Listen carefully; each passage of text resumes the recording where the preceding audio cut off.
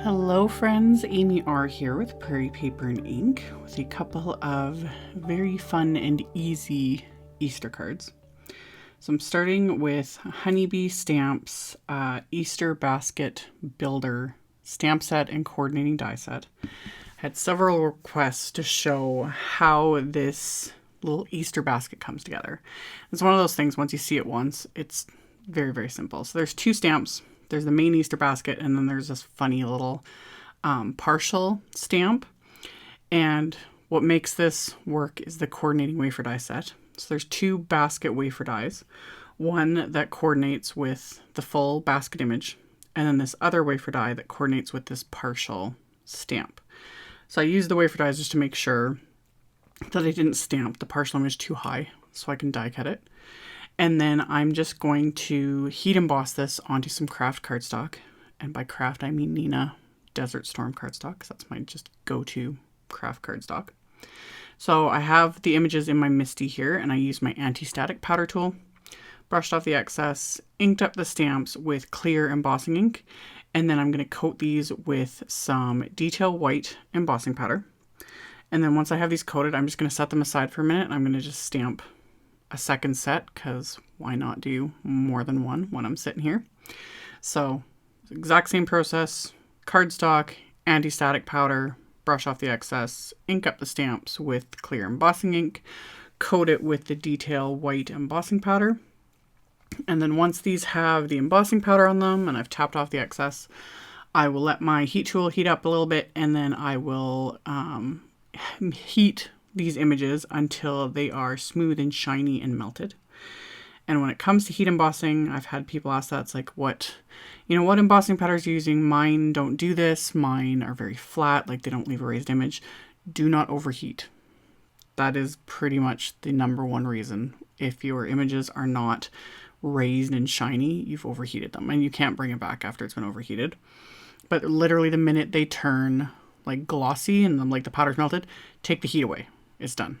If you keep heating and it doesn't take much, it just goes flat, and because it soaks into the cardstock and very matte, and it's just done for. So hopefully that helps.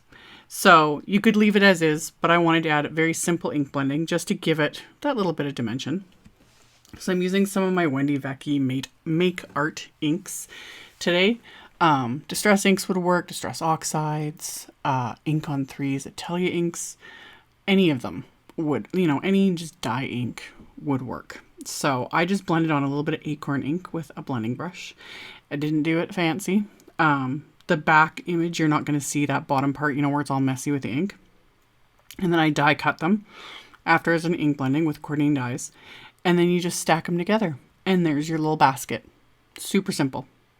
So having that second wafer die, it's meant to like line up perfectly like that. So you have the entire, front and inside of the basket with all the little detail. It's super cute. You don't always have to use that though, depending on what you're putting in the little basket, basically. There's some larger like florals in the set and whatnot that would just cover that up anyway. So it just depends. But I thought I would show this. You can kind of see it at the end, but again, it just depends on what you're gonna, fill your little basket with. So I went with the little eggs in the set because they're adorable.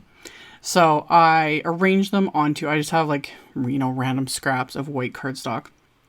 So I arranged them onto this white cardstock, again, inside my MISTI, and I spaced them apart purposely so that I have a little bit of space in between so that I can do some ink blending and not have to worry about the colors of each one overlapping. And then same process, anti-static powder tool, etc., inking it with clear ink. This time I'm heat embossing with clear embossing powder. You can do either or. You could stick with the white embossing powder. In the end, it doesn't make the biggest difference. Using clear just gives it a little bit more of a subtle look. But white embossing powder on white cardstock or clear on white, in the end, it's very similar. So whatever floats your boat. But I just chose clear just because. So I did this all twice, like stamped those eggs. And in the end, I actually did it a couple more times. So I had extra eggs because I ended up like wanting to just add more. So after they were heat embossed, again, very simple ink blending. Literally Just super simple. Just using kind of a rainbow of colors. So pink, orange, yellow, green. I went with more of an aqua blue because I just love the color, and a purple. And I just went along and inked up each little egg.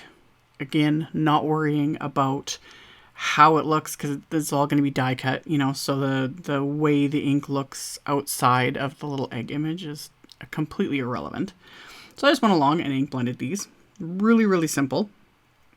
So this is something like you could just do a whole bunch of, really, because there's no intricate coloring. If you didn't want to do ink blending, you could white heat emboss the images just onto scraps of color cardstock, like just rainbow scraps of cardstock or whatever colors you want to use, and skip the ink blending altogether. And, you know, I just decided to do the ink blending because I thought it would just give it just kind of that softer look. And after I was done ink blending, I did wipe over the images with just my microfiber cloth. That just removes any of the ink sitting on top of the embossed images because it just kind of resists the ink. And that also brings out the image a little bit more because it removes any ink that's like sitting there, kind of obscuring it a little bit. So I quickly rubbed over it with the cloth, and then I used the coordinating little wafer dies. I like that this set has a bunch of these egg wafer dies in it, so I can do all the die cutting at once. I don't have to like die cut one at a time, like, you know, over and over again. That just gets annoying sometimes. So I die cut all my eggs, and then I grabbed a scrap of dark brown cardstock. This was originally why I pulled out the clear embossing powder. So I've got the scrap of dark brown cardstock, anti-static powder, brushed off the excess, and then I'm inking up the bunny stamp from the set with that clear embossing ink. And then I'm going to emboss these with clear embossing powder because I was thinking chocolate bunnies. So just a fun little way to incorporate that. So coated them with that clear embossing powder, and then I'll melt that with my heat tool. And then off camera, I will die cut these with the coordinating wafer die. So I've got some little chocolate bunnies I can stick into each of these little baskets, and then extras for the inside as well. That's also why I did more eggs off camera, because I wanted some for the basket and the front of the card, and then some for the inside as well. So I have my basket. All I did was add a little bit of liquid glue around like the perimeter of the bottom and a bit to the handle, and left everything else unglued because you don't need very much glue. But also it made it easier to kind of tuck in all my little eggs and my little chocolate bunny. So I made sure to kind of still leave a little bit of that inner portion of the basket, like the back, showing, just to finish the little look of it. And I used little bits of liquid glue here and there, and then also just a bit of washi tape to hold everything in place because you're not going to see the washi tape. And then for my card front, I used the Quatrefoil wafer dies. There's the cover plate, which is the top, and then the base, which has all the piercing detail. And I just die cut them from some sea glass cardstock. And then the cover plate piece here, I just added bits of the liquid adhesive, just kind of around the perimeter, and then dots in the center. I didn't worry about the very edges because I actually trimmed this down, which for me is not something I do very often. I just generally, when it comes to these A2 cover dies, I just use them as is.